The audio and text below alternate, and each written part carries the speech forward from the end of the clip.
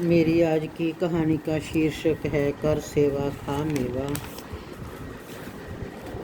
रामजी दास के अच्छा भरा पूरा परिवार था।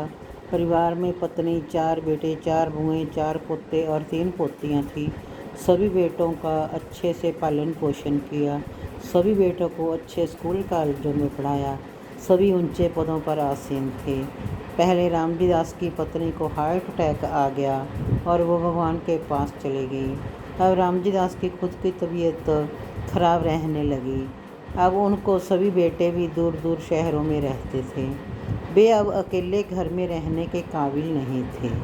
उनका एक पोता जिसका नाम धीरू था अपने दादाजी के पास रहने लगा। दोनों दादा पोता में अच्छी खासी दोस्ती हो गई। दोनों इकट्ठे रहते हुए बहुत खुश थे। उनका पोता साथ साथ में बीटेक भी करता था और अपने दादाजी का ध्यान भी रखता था। एक दिन अचानक दादाजी को बुखार आया और उनका ब्लड प्रेशर भी हाई हो गया। अचानक दादाजी कोमा में चले गए। अब धीरू उनको लेकर हॉस्पिटल गया। वहाँ हॉस्पिटल में उनको दाखिल करवाया गया। दवाई टीके चलने लगे। धीरू अपने दादाजी के साथ हॉस्पिटल में ही रहता था, मगर दादाजी ठीक नहीं हुए। धीरे धीरे डॉक्टर ने उनकी हॉस्पिटल से छुट्टी कर दी और उनको घर पर रखकर सेवा करने की सलाह दी। अब धीरू और क्या करता, वह अपने दादाजी को घर ले आया और उनकी दवाई वगैरह ठीक से करता और खान पीन का भी ध्यान रखता। दादाजी 4 साल तक हॉस्पिटल में रहे। धीरू ने भी हौसला नहीं हारा। वह अपने दादाजी की बहुत सेवा करता रहा। एक दिन धीरू की सेवा रंग लाई। दादाजी अब ठीक होने लगे और अब दादाजी बिल्कुल ठीक हो गए।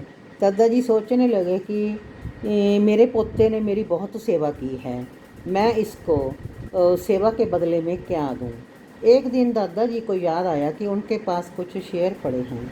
बस फिर क्या था, दादाजी ने वो शेयर धीरू को देते हुए कहा कि मेरे पास तेरे को देने के लिए कुछ नहीं है, ये शेयर ही हैं और मेरे पास ये काफ़ी देर से पड़े थे, इनका देख लो आपने क्या करना है। धीरू ने शेयर ले लिए और दादाजी का धन्यवाद किया। अब धीरू ने उन शेयरों का रेट चेक किया और उसके होश उड़ गए। सचमुच वो शेयर अब 10 करोड़ के थे। इस प्रकार धीरू माला माल हो गया और अपनी किस्मत पर बहुत खुशी जताने लगा। धीरू ने भगवान का और दादाजी का बहुत बहुत धन्यवाद किया। सच है, कर सेवा खा मेवा।